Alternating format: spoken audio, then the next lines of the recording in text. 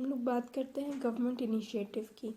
Government ने क्या initiate किया है, क्या कदम उठाया है कि इंक्लूसिव एजुकेशन पहुँचे या इंक्लूसिव एजुकेशन सारे बच्चों तक आए।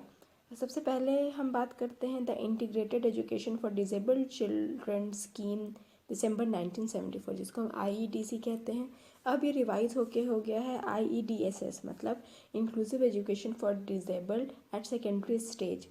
ये जो है 1974 में IEDCS आया था, या कहिए IEDC आया था by the ministry of welfare central government. इसमें क्या होता था, 50% assistance will be given to not so abled children, मतलब जो चिल्ड्रन स्पेशल नीड है उनको 50% असिस्टेंस दिया जाता था for financial support of books, stationery, school uniform, transportation, special equipment and aids. फिर जाके ये रिवाइज़ हुआ 1992 में, जहाँ 100% असिस्टेंस दिया गया, मतलब फ्री। ठीक है, अब ये 2008 में रिफॉर्म हुआ और इसका नाम वही IEDSS पड़ा, inclusive education for disabled at secondary stage, जो 2009 अप्रैल से इन इफेक्ट में आया। तो इसको हम IEDSS 2009 भी कहते हैं। ओके, यहाँ पर मैं लिख देती हूँ IEDSS means inclusive education for disable at secondary stage, जो कि 2008 में आया था। ओके, देन बात करते हैं हम सर्व शिक्षा अभियान की। सर्व शिक्षा अभियान जो है वो 2000 में आया था। इसमें क्या है, universalisation of primary education up to the age of 14। यहाँ पे यूनिवर्सलाइजेशन ऑफ प्राइमरी एजुकेशन की बात की गई, मतलब सबको प्राइमरी एजुकेशन कम से कम मिलनी ही मिलनी है। इन 2018 सर्व शिक्षा अभियान विद राष्ट्रीय माध्यमिक शिक्षा अभियान लॉन्च्ड टू फॉर्म समग्र शिक्षा अभियान। ये 2018 में राष्ट्रीय माध्यमिक शिक्षा अभियान के साथ मिला, RMSA जिसको कहते हैं हम, और फिर मतलब लॉन्च हुआ समग्र शिक्षा अभियान, जिसमें है एजुकेशन फॉर ऑल, मतलब सबको एजुकेशन मिलेगी। नो रिजेक्शन पॉलिसी या ज़ीरो रिजेक्शन पॉलिसी जिसे हम कह सकते हैं, इस पॉलिसी को लेकर ये आगे आज भी चल रहा है। ठीक है, उसके बाद है rehabilitation council of India act 2009। ये एक्चुअली में रजिस्टर्ड सोसाइटी के तौर पर ये सेटअप हुआ था 1986 में। ठीक है, 1986 में, and then in September 1992 the RCI act was enacted by parliament on 22 June 1993। Okay, ये और ये स्टैट्यूटरी बॉडी बना फिर 1992 के बाद, समझ लिए 1993 22 जून से ये स्टैट्यूटरी बॉडी बना। फिर 2000 में ये अमेंड हुआ to make more broad based. Role is to मतलब इसका रोल क्या है, to develop standardize and regulate training program courses at various level in the field of rehabilitation and special education. ये एक्चुअली में स्पेशल एजुकेशन पे काम करता है। ठीक है, ये कब सेटअप हुआ था एज ए रजिस्टर्ड सोसाइटी 1986 में। ओके, एंड देन हम राइट टू एजुकेशन एक्ट 2009 की बात करते हैं। जैसे ये तो आप लोग सब जानते होंगे, इट वाज ड्राफ्टेड इन 2005, लेकिन same year ministry of human resource development drafted the action plan of inclusion in education of disable and youth with disability. इसी साल IECYD के रिलेटेड मतलब एक्शन प्लान बना था। तो इसमें जो राइट्स आए वो इंक्लूजन को लेकर आए, मतलब इंक्लूसिव एजुकेशन को भी लेकर आए, इसीलिए इसमें फ्री एंड कंपलसरी एजुकेशन है ना। उसके बाद है नेक्स्ट पे चलते हैं, the district primary education program 1994, जिसको हम DPEP भी कहते हैं। ठीक है, ये 1994 में आया था। इसमें भी हम universalization of education and to reduce disparity among social group की बात करते हैं, मतलब डिस्पैरिटी को ख़त्म करना। ठीक है, कोई भी डिप्राइव ना रहे है, मतलब डिस्पैरिटी ख़त्म करना है सोशल ग्रुप में। तो सोशल ग्रुप में क्या क्या डिस्पैरिटी है कि कोई फिज़िकली हैंडीकैप है, कोई हेयरिंग इम्पेयर्ड है, तो कोई विजुअली इम्पेयर्ड है, किसी को कुछ मतलब मेंटल प्रॉब्लम है, कोई लर्निंग डिसेबल्ड है। तो उन सारे जो सोशल डिस्पैरिटी है उनको ख़त्म करना ये DPEP का काम था। और मतलब जो रूरल में है, जो गरीब हैं, वो नहीं पढ़ पा रहे हैं, वहाँ तक एजुकेशन पहुँचाना। ओके, फिर है नेशनल एजुकेशन पॉलिसी। यहाँ पे मैंने 2020 लिखा है, जो रिसेंट है। सबसे पहले जो इंक्लूसिव एजुकेशन की बात की है वो नेशनल पॉलिसी ऑफ एजुकेशन 1986 ने किया है। 1986, इससे पहले 1968 में आया था, एंड देन 1992 में आया था। और इस तरह से नेशनल एजुकेशन पॉलिसी आती रहती है। अभी रिसेंट 2020 में आया। इसमें अभी रिसेंट वाले में तो जो इंक्लूसिव एजुकेशन के रिलेटेड अगर स्ट्रेस कहेंगे तो यहाँ इन्होंने universalization of pre primary education की बात की है बाय 2025। ओके, देन है national policy for education with disability 2006। ये 2006 में बना था 2005 एक्शन प्लान के बाद। ठीक है, 2005 एक्शन प्लान के बाद ये बना for changing special schools in resource centre for disabled children. जो डिजेबल्ड चिल्ड्रन है उनके लिए रिसोर्स सेंटर बनाना, किसको, स्पेशल स्कूल्स जो हैं, ये इसका मेन मोटिव है। Then the right of person with disability act 2016। Right of person with disability act 2016 ये बहुत एक इम्पॉर्टेंट स्कीम है इंक्लूसिव एजुकेशन के लिए, या पॉलिसी है इंक्लूसिव एजुकेशन के लिए। ये सबसे पहले आया था 1995 में, और अभी ये रिवाइज़ हुआ 2016 में, 2016 में ये रिवाइज़ हुआ। इसमें क्या है कि at least 40% of disability have the right to free and compulsory education in neighbourhood schools and special school. Neighbourhood school की बात कर दी, मतलब इंक्लूसिव एजुकेशन की बात कर दी। मतलब जो बच्चा 40% से ज़्यादा डिसेबल्ड है उसके लिए फ्री और कंपल्सरी एजुकेशन होगी, जो स्पेशल स्कूल है या तो कोई भी जो आपके उनके आसपास में स्कूल्स होंगे। ओके, अब बैरियर्स इन इंक्लूसिव एजुकेशन, क्या बैरियर्स आते हैं, क्या रुकावट आती है इंक्लूसिव एजुकेशन को लेके। सबसे पहले तो बात करेंगे हम निगेटिव अप्रोच की। निगेटिव अप्रोच है दोनों तरफ से, जो पढ़ा रहा है मतलब जो टीचर्स हैं या जो इंस्टीट्यूशंस हैं, उनको कहीं ना कहीं लगता है कि ओ अरे ये तो हैंडीकैप्ड हैं, ये मतलब ये कैसे पढ़ेंगे, ये तो विजुअली चैलेंज है, ये तो हियरिंग इम्पेयर्ड है। तो कहीं ना कहीं इस तरह की जो सोच है ये एक बैरियर है। दूसरा है lack of physical facilities. Physical facilities नहीं है, उन जो कॉमन स्कूल्स हैं वहाँ रैंप नहीं मिलेंगे, मतलब अब तो अब जाके बनने लगे हैं, अदरवाइज़ रैंप नहीं होते थे, या आज भी बहुत सारे स्कूल्स में नहीं है। उनके रिलेटेड कई जो फैसिलिटीज़ होती हैं वो नहीं हैं। ठीक है, lack of funds, proper funds नहीं मिलता है इनके रिलेटेड कि इनके लिए रिसोर्स सेंटर बनाया जाए, रिसोर्स रूम बनाया जाए। ठीक है, lack of train teacher, proper तरीके से उन टीचर्स की ट्रेनिंग नहीं होती है कि आखिर ये जो चिल्ड्रन विद स्पेशल नीड है उनको किस तरह से टैकल किया जाए, उनको किस तरह से पढ़ाया जाए, उनको किस, ठीक है। ये हुआ। उसके बाद सोशल डिस्क्रिमिनेशन।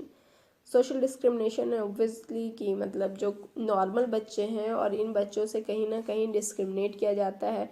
ओके, कि शायद ये ना कर पाए तो हम मतलब कहीं ना कहीं नॉर्मल बच्चों से वो काम करवा लेंगे, लेकिन जो चैलेंज्ड है उनसे काम नहीं करवाएंगे। ठीक है, इमोशनल प्रॉब्लम। इमोशनल प्रॉब्लम भी दोनों तरफ से है, या तो ये बहुत सिंपैथेटिक हो जाते हैं जो टीचर्स हैं, जो भी फैसिलिटेटर्स हैं, वो लोग ज़्यादा सिंपैथेटिक हो जाते हैं। और कहीं ना कहीं जो बच्चे हैं जो चैलेंज्ड हैं, जो स्पेशल चिल्ड्रन हैं, वो लोग भी कहीं ना कहीं अपने अंदर ही मतलब सोचते हैं कि शायद मैं नहीं कर पाऊँगा, ये सोच। उसके बाद आती है एजुकेशनल प्रॉब्लम। ये कहीं ना कहीं उनके एजुकेशन में भी प्रॉब्लम होती है, वो किसी चीज़ को नहीं समझ पाते हैं। जो प्रॉब्लम है, मान लो विजुअली चैलेंज है तो उनके लिए वो पढ़ना बहुत मुश्किल हो जाता है, तो उसके वजह से वो स्कोर प्रॉपर तरीके से नहीं कर पाते हैं। जो हेयरिंग इम्पेयर्ड हैं वो ठीक से सुन नहीं पा रहे हैं, तो उसके वजह से वो जितना वो अचीव कर सकते थे उतना वो अचीव नहीं कर पा रहे हैं। और देन एटीट्यूडनल प्रॉब्लम, कहीं ना कहीं उनके इसी वजह से एटीट्यूड में प्रॉब्लम आ रही है। एटीट्यूड में एक कहीं ना कहीं एटीट्यूडनल थिंकिंग है कि शायद मैं ये नहीं कर पाऊँगा, मैं उस लेवल तक नहीं पहुँच पाऊँगा। ठीक है, इनएप्रोप्रिएट करिकुलम, तो ये क्या रीज़न है कि करिकुलम अप्रोप्रिएट नहीं है, उनके हिसाब से उसको ऑल्टर नहीं किया गया है, ठीक है। ये इंक्लूसिव एजुकेशन हमेशा बात कहता है कि change the system not the child. System को चेंज होना बहुत ज़रूरी है, लेकिन करिकुलम अगर सही नहीं होगा, मतलब सिस्टम में चेंज नहीं आएगा, तो बच्चे में कैसे चेंज आएगा, बच्चे कैसे उस चीज़ को समझेंगे। ओके, तो ये है। तो एजुकेशनल प्रॉब्लम जो हो रही है, मतलब टीचर ठीक से पढ़ा नहीं पा रहा है, ठीक है, तो ये सारे बैरियर्स हैं इंक्लूसिव एजुकेशन के। अब हम बात करते हैं सजेशन की कि गवर्नमेंट को क्या करना चाहिए कि ये जो इंक्लूसिव एजुकेशन है वो सब बच्चों तक पहुँचे। सबसे पहले the government have to make highest policy and budgetary priority to improve their education system to enable them to include all children regardless of individual difference or difficulties। चाहे बच्चे को किसी तरह की भी डिफ़िकल्टीज़ क्यों ना हो, लेकिन पॉलिसी इस तरह की बननी चाहिए ताकि हर उन बच्चों तक ये इंक्लूसिव एजुकेशन पहुंच सके, एजुकेशन हर बच्चों तक पहुंच सके। सीधी बजटेटरी प्रायोरिटी भी एजुकेशन को देनी चाहिए, अच्छे से अच्छा फंड एजुकेशन में होना चाहिए, एजुकेशन को देना चाहिए, ताकि जहाँ इंक्लूसिव एजुकेशन नहीं है या जहाँ प्रॉपर तरीके से फैसिलिटीज़ इंक्लूसिव एजुकेशन के लिए नहीं दिया जा पा रहा है, वहाँ तक ये हो सके और इन्हें दिया जा सके और ये इंक्लूसिव एजुकेशन तरीके से वर्क कर सके। To adopt the principle of inclusive education, enrolling all children in regular school unless there are compelling reason for doing otherwise। Principle of inclusive education को अडॉप्ट किया जाए ताकि हर एक बच्चा इनरोल हो सके रेगुलर स्कूल्स में, चाहे किसी तरह की उन्हें डिफ़िकल्टीज़ या प्रॉब्लम हो। Okay, to include the children of disabled children in teachers training program and services. हर teacher training program and services में सब्जेक्ट या करिकुलम में आपके इंक्लूसिव एजुकेशन और चिल्ड्रन विद स्पेशल नीड की ट्रेनिंग होनी चाहिए, वो सब्जेक्ट होना चाहिए, चाहे वो इन सर्विस ट्रेनिंग हो या प्री सर्विस ट्रेनिंग हो, उसमें स्पेशल सब्जेक्ट होना चाहिए डिसेबल चिल्ड्रन के एजुकेशन के लिए। ओके, मीन्स स्पेशल एजुकेशन करके सब्जेक्ट आता है या चिल्ड्रन में स्पेशल नीड करके सब्जेक्ट आता है या जो भी हो, लेकिन उसमें या टॉपिक ही आप डाल दें, ऐसा हो कि बच्चे मतलब जो टीचर्स हैं वो इन चीज़ों को समझ सकें कि इन बच्चों को किस तरह से ट्रेनिंग देनी है, मतलब ट्रेंड हो सकें कि इन बच्चों को कैसे एजुकेशन देना है। Okay, to expand the coverage to reach the unreach population. ठीक है, जो अनरीच पॉपुलेशन है, जैसे जो जोग्राफिकली बैकवर्ड एरिया है, एजुकेशनली बैकवर्ड एरिया है, ठीक है, ट्राइबल एरियाज़ हैं, उन एरियाज़ तक इनका इंक्लूसिव एजुकेशन का कवरेज पहुंच सके, उन वहाँ के स्कूल्स तक, वहाँ के टीचर्स तक इनकी अवेयरनेस होनी चाहिए कि हाँ, जो डिसेबल्ड बच्चे हैं उनको भी हम इनरोल करें अपने स्कूल में और इतने ट्रेंड हो वो कि उन बच्चों को भी वो पढ़ा सकें। एंड देन हम बढ़ते हैं रिफॉर्म्स इन करिकुलम। किस तरह का रिफॉर्म होना चाहिए करिकुलम में? Use of proper teaching ads. Proper teaching ads use करें, जैसा आपके क्लास में बच्चे हैं, जिस तरह के स्पेशल बच्चे हैं उनके हिसाब से टीचिंग एड्स यूज़ करें। फॉर एग्जांपल अगर हियरिंग इम्पेयर्ड है तो आप ऑडिटरी मटेरियल, जो ऑडिटरी एड्स आते हैं वो यूज़ करें। अगर विजुअली चैलेंज है तो ऑडियो विजुअल एड्स प्रॉपर तरीके का यूज़ करें। ठीक है, बड़े बड़े चार्ट्स एंड आजकल स्मार्ट क्लास का दौर है तो स्मार्ट क्लास पे थोड़ा अच्छे पिक्टोरियल फॉर्म में चीज़ों को रखें और उसको पढ़ाएं। ठीक है, simple curriculum with adequate facilities, proper facilities हो, करिकुलम सिंपल हो, ठीक है, लेकिन जो भी पढ़ाएं उसके साथ आप एडिशनल कुछ मटेरियल रखें, एडिशनल टीचिंग एड्स रखें ताकि वो चीज़ें आसानी से बच्चे समझ सकें। ठीक है, प्रॉपर मतलब लाइब्रेरी फैसिलिटीज़ दें, प्रॉपर रिसोर्स रूम हो। ठीक है, use sensitive teaching not sympathetic teaching. ये पहले भी मैंने बात की कि सेंसिटिव टीचिंग दीजिए, सिंपैथेटिक नहीं। आपको सिंपैथी नहीं दिखाने की, अरे कोई बात नहीं, ये आप काम नहीं कर सकते हो, छोड़ दो, मतलब इतना वो मेहनत करने की ज़रूरत नहीं है, नहीं। आप सारे बच्चों के साथ उन्हें कोऑपरेटिव टीचिंग दीजिए। ठीक है, कोऑपरेटिव करिकुलम होना चाहिए, मतलब इन्वॉल्वमेंट ऑफ एवरीवन। आपके क्लास में जितने बच्चे हों वो आपके टीचिंग में इन्वॉल्व होने चाहिए। आप जो पढ़ा रहे हैं उस डिस्कशन में हर एक बच्चे की इन्वॉल्वमेंट होनी चाहिए, ठीक है। सब बच्चा एक्टिवली पार्टिसिपेटेड होना चाहिए उन डिस्कशन में, उस पढ़ाई में, ठीक है। तो कोऑपरेटिव करिकुलम होना चाहिए। प्रोवाइडिंग रीडिंग मटेरियल, अब बहुत सारे बच्चे होते हैं जो स्लो लर्नर होते हैं या क्लास के साथ कोप अप नहीं कर पाते हैं, तो उनके लिए ज़रूरी है कि आप रीडिंग मटेरियल दे दें। तो अगर आप रीडिंग मटेरियल दे देंगे उन्हें, तो जो उन्होंने क्लास में पढ़ा है और मान लो कुछ अगर वो नहीं समझ पाए तो वो रीडिंग मटेरियल के थ्रू उन चीज़ों को क्लियरली समझ सकते हैं। पार्टिसिपेशन इन को करिकुलर एक्टिविटीज़ एंड गेम्स, को करिकुलर एक्टिविटीज़ और गेम्स में उन सब का पार्टिसिपेशन होना चाहिए। Multi level and flexible curriculum, जैसे कि बताया सिंपल करिकुलम होना चाहिए, मल्टी लेवल होना चाहिए एंड फ्लेक्सिबल करिकुलम होना चाहिए, ठीक है। फ्लेक्सिबल लाइक कि मान लो वो बच्चा एग्ज़ाम नहीं दे पाता है रिटन, तो आपने ओरल एग्ज़ाम ले लिया।